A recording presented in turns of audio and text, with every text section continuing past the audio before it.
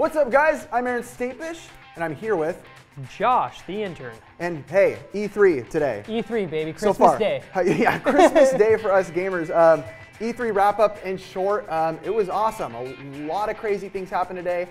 A lot of Nintendo stuff, all different consoles showing us more gameplay, more in depth. I mean, we got to see games like Evolve more in detail. We got to see games like the Halo Collection. We got to see Sunset Overdrive. That one's crazy. Stuff like that. Anything that stuck out to you, Josh, in particular? Splatoon, but we'll get to that.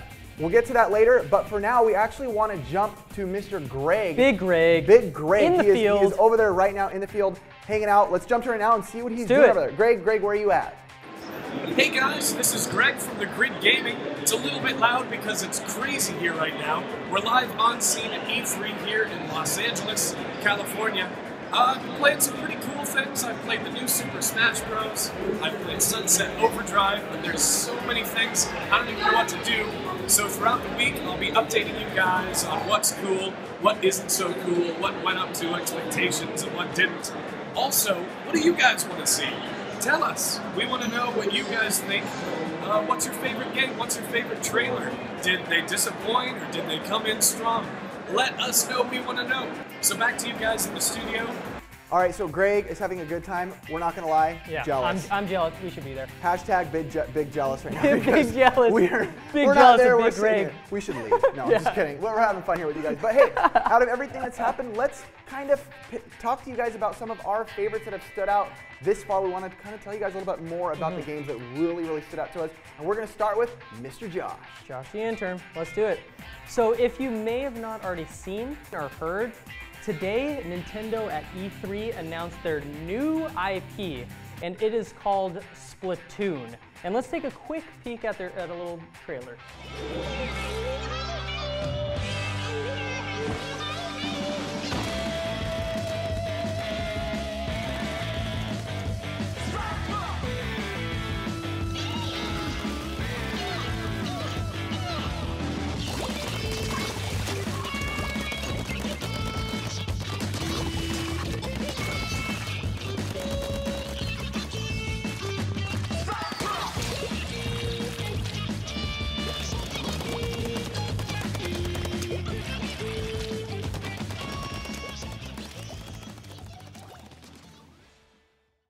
Honestly, this game looks beautiful, but I wanted to quickly talk about the game and what it's all about. It is a online 4v4 PvP, that's a mouthful, multiplayer game.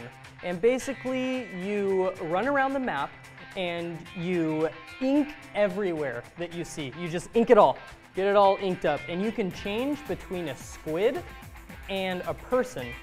And when you're a squid, you can jump and like swim in the ink like a pool.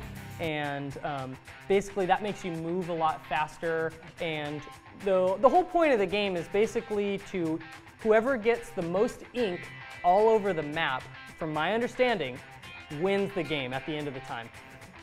So basically you move way faster in the ink, you can jump out of the ink and spray ink and jump back in. That's good and fun. But also, the gamepad integration is awesome to me. You can see where your players are on the gamepad, and you can touch where they're at, and basically you launch. It was awesome in the video. You seriously launch all the way across the map and land right next to your player and help them out. So basically, I'm stoked on that. This could be a really big multiplayer. You could turn this game into some sort of tournament down the road if it's that big. Aaron, what are your thoughts? I agree. When I first saw the game, I was a little questionable, like, this is the IP they're going with? Right. But then I thought to myself, you know how many shooter games we get that are bland, that are gray, that are dull, that are dark? This game was bright, fun, inviting. It had Nintendo flair written all over it. So it's exciting. I think it's going to be a super fun game. Might be another one of those party games we all play, like Mario Party, which Mario Party 10 was just announced. So that, and next we want to go a little bit more into another game. Let's do it. That has really hit hard with another one of our good buddies here, Taylor. Big so now Tay. we're going to go to Big Taylor. All right, so now we're going to go into another person that works here, one of our other interns. Taylor is going to give his thoughts and his opinions of what his favorite game was. So Taylor, why don't you tell him and then take it? How's it going, guys? It's Taylor here. And while Nintendo grabbed the big headlines today, I'm going to be talking about something else. I'm actually going to talk about Microsoft. The Wall Street Journal is reporting that Microsoft and actually Sony are targeting more hardcore gamers this year, and this is very evident in Microsoft's announcement of the Halo Master Chief Collection. For someone such as myself, who's a hardcore gamer, and I've played Halo so much over my life, this is really exciting, and I have so much memories playing Halo that I can't wait to play this game. The collection includes the first 4 titles of Halo, so no Ghosts, no ODST, none of that, just the original 4. And because it is the 10-year anniversary of Halo 2, it's going to be the Halo 2 Anniversary Edition. And it will be playable on Xbox One with online capabilities. This will also appeal to hardcore gamers such as myself who have played Halo but haven't played it in a long time, who might want to play it again. And also not so hardcore gamers who maybe haven't played the entire Halo series, so they want to know exactly how it started and how it all came to happen. I'm really excited for this. I haven't played Halo in a long time. I heard some discussions on how fast someone might be able to run through all 4 campaigns. It obviously depends on what difficulty you're playing on, but if you're playing on the hard difficulty, it could take, without sleep, at least 24 hours, because these games, they take a long time, especially on the hard difficulties. They're really challenging, so that'll be fun to see how fast someone could run through the entire campaigns. But I'm really excited for this, and I'm going to kick it back to Aaron. Okay, so yeah, I do agree, and I like that Taylor chose something non-Nintendo because that's kind of what the theme. It was like Nintendo Day today because the world kind of exploded. I don't know if you guys saw a lot was going on, like Twitter in the world, and even all different hashtags that were like hashtag E3 2014. It was pretty much Nintendo, but like I said, there was some pretty cool things. My second, I will go into my #1 pick right now, but my second I will just mention was Sunset Overdrive, if you guys didn't know. A very exciting game, very fun game, very wild game, very colorful yet edgy, almost like a Dead Rising type game, Jet Set Radio type game, super Dreamcast feel game. So that was exciting, but with that said, I'm going to go into my #1 pick so far for all of you 3, and that is definitely Zelda 2015, the one that's going to be coming in 2015. Basically, it's a new Zelda game that we got to see a little bit of, and when they were explaining the game, they were saying that early back in the days of Zelda games, you were able to explore, going up, down, left, and right, all through different parts of the level. And then once they got into like a 3D aspect and 3 different type of games, it became hard to create like a feeling of like being in a vast world, because even though the game was 3D, there still was limitations as to how far you could go in the game. For instance, they were saying in Wind Waker, you could freely explore, but they did have to put limitations and endpoints in the game no matter what. It wasn't 100% open the way that they've always dreamed of. But now, now that we go into this, what happened is the person that was showing the game did a little snap, and it went into the footage of the game, and it looked beautiful, as you guys can see. I mean, it was just lush, it was vast, it was clean. He was saying, look at those mountains back there. You can get there if you walk far enough. Basically, it's something that every Zelda fan has been dying to see, because the original Zelda on the Nintendo was one of the first games that we ever got to get a real sense of exploration and going into dungeons. But now with the power of where we've come so far in gaming, we can literally take that Zelda to Link, the character, to save Zelda as far as we've ever imagined. So this is like kind of like the freak out of the point of everything we've got. We actually got to take a little closer look too at the actual art style of Link himself. When he jumped off his horse, he was definitely cel shaded. It was definitely not super, it wasn't like the Twilight Princess, like super realistic. In the beginning when we were showing the grass, that's what I thought it was going to be. But once Link got off the horse and did the jump and fired his, his bow, it looked very, cel shaded. Not, I wouldn't say Wind Waker-ish, but had a mix of different Zelda games. And one thing about Zelda that we should all keep in mind and learn, I see a lot of people arguing about this right now online, saying, I don't like the way this looks, I don't like the colors, I don't think they should have done this, I don't think they should have went with this style. But there's one thing that all of us Zelda fans can agree with no matter what, is Zelda games have always been good since the start, no matter what style of graphics they chose. You know, when Wind Waker came out, it was such a shock to the world, like, what are they doing, Zelda? What are you guys doing? Twilight Princess was super realistic, a lot of people like that. But you know, there's also the Super Nintendo style, there's the Four Swords style, there's the Nintendo style. Every style that they've ever done has always resonated in Zelda fans, as the game is what's important, the game is really what matters. And that's what matters in this, and with the open world aspect, that's all I can really say about the game, and I just think that it's going to be exciting no matter what, and the game is set to be released in 2015, so that was my pick.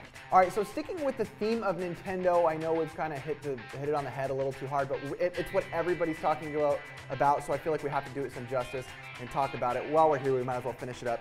Taylor did pick a different game as his favorite, which, well, great choice. I'm very excited for that also, but I want to see what Nintendo game got you excited today that was announced. As far as Nintendo today, Yoshi's Woolly World, that looks really cool to me. It looks like, obviously, like a little bit of Little Big Planet just because of the whole yarn look of it, but it's a Yoshi game, but it's so different than what it has been. It looks really cool to me. It seems like you can almost do anything in it, from all the gameplay they showed, just the trailers, the way they were talking about it. It just seems like really you customize what you want to do. It's a very you choose exactly what you want to do kind of thing. Yeah, exactly. And the thing to me that stood out is it's like Kirby's Epic Yarn, but they were saying Kirby's Epic Yarn was very focused on one piece of yarn. This one was focused on multiple layers of yarn. It feels like when I looked at the game, it almost gave you like that immediate sense of immersion from the minute you saw the trailer. It's weird to look at a trailer and be so immersed in the game. A lot of time we only get that sensation, that feeling when we're playing these games. But I feel like along with the music and the way the guys were explaining it with the yarn behind them, I know that was kind of funny, but it felt so real. It felt good. And I think that all of us are excited because it's weird. When we talk about Nintendo, normally most people want new games. When you talk about Microsoft and Sony, most people want new style games. But it's weird, when it comes to Nintendo, people normally want them to remake games. It's an interesting thing to think about because we always complain about it, but as soon as Nintendo announces something new, we're excited, but it's like we want those rehashes. I know everybody is begging to hear about a new Metroid game. We didn't hear about it. We did not hear about it, but we did hear about, well, kind of heard about Star Fox with the little tease. A little bit. Yeah, they showed Shigeru Miyamoto. It was the greatest ever. They showed a picture of Shigeru Miyamoto holding a gamepad, but he was almost holding it a little awkward, so everyone's like, is he playing the game or just doing kind of a funny, you know, photo op for it? Another one is the new Toad game, Captain Toad. That looked very interesting. I know it was based off a mini game, and people seem to be really excited about that. Also, it reminds me a little bit of Fez, like I was saying earlier, because you can tilt the camera and tilt the world you're in to get to move around. I know the developers and the people that made the game were saying it's not technically a puzzle game, but when I was watching it, to me it felt very much like a puzzle game. So I wouldn't really know. At least. Yeah, but so some of the stuff we saw today, we thought it'd be kind of cool to read some more of your guys' tweets. We saw people, someone said, Andrew R. said, I canceled plans to watch the Nintendo presentation today, and I don't regret it one bit. I wouldn't regret it. That's one. Someone else, Greg Rice said, I cannot stop thinking about Zelda. Someone else said, give me all the games in caps. Now this one's a different. Someone said, really disappointed by Zelda E3 announcement. More cell shading graphics, more enemies with laser beams, really bored. So not everyone is 100% on board with the new Zelda. So it's you know, everybody has different emotions, but hey, that's why we're all different gamers. We all think differently, and let us know what you guys like. Well, thank you guys so much for watching, and hey, make sure you guys keep checking back here because we do have Mr. Greg WILMOT out at E3 on the floor live right now, and he is doing them very fast. He's doing vlog style videos to make sure he can get videos out quick. He is seeing things that a lot of us haven't been able to see yet, so that's very exciting. So make sure and keep up with us, and make sure and follow us on Twitter, Instagram, Facebook. We're always there. We love to chat with you guys. We love to know your opinions. We love to respond to you guys also, so make sure, even on Twitch at Grid Gaming Live, you guys. Again, I am Aaron Stapish. I'm Taylor, and thanks for joining us on the grid. There you go. Have a good one, you guys, and we'll talk to you soon.